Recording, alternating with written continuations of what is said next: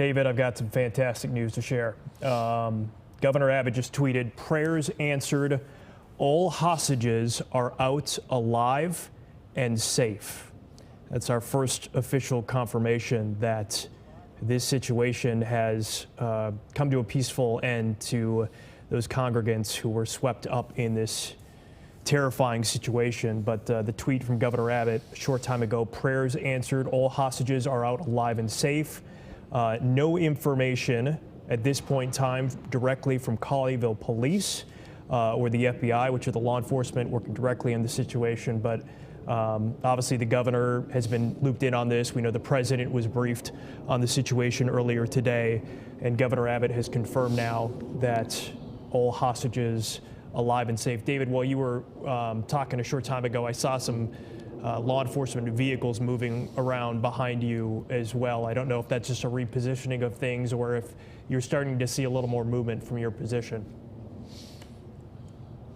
I will say most of the vehicles that I see moving have been stagnant in this area for quite some time. I may have missed something that you have seen, but it wouldn't surprise me if maybe we're getting some more movement, some more officers going toward the scene, especially since you just delivered that fantastic news from the governor. So obviously that's something that, you know, you hope for the best, but you prepare for the worst. And in a situation like this, where you have someone who would take people hostage inside a synagogue in the middle of a morning service while it's being live streamed on Facebook, you know, your mind can wander off into some far out places, but obviously some very good news coming down from the governor that I think everyone out here is just thankful to hear about right now.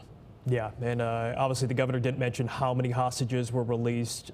We knew it was believed to be a small group. We knew one was released earlier.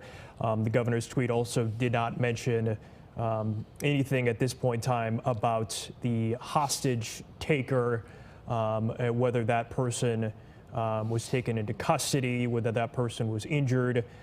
That we do not know at this point in time.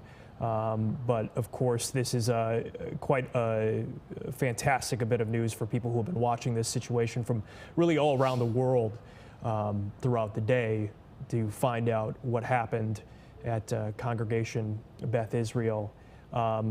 David, I know that some people have been stopping by the scene throughout the evening. I'm curious, any people still out there, or it's obviously a cold night. Not a lot of people would want to stay out for long, but anyone that's still hanging out in that area?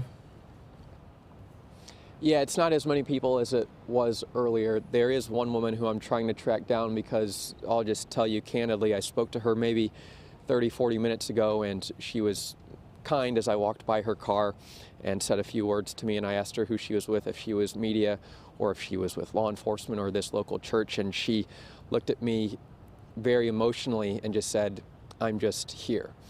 And that look that she gave me, I could tell that she was here maybe not directly with someone over there possibly, but something related to the congregation that we've been focused in on all day. So I saw her here just before my last live shot, so I'm probably going to go try to track her down here in a little bit and deliver that news if she hasn't heard it already.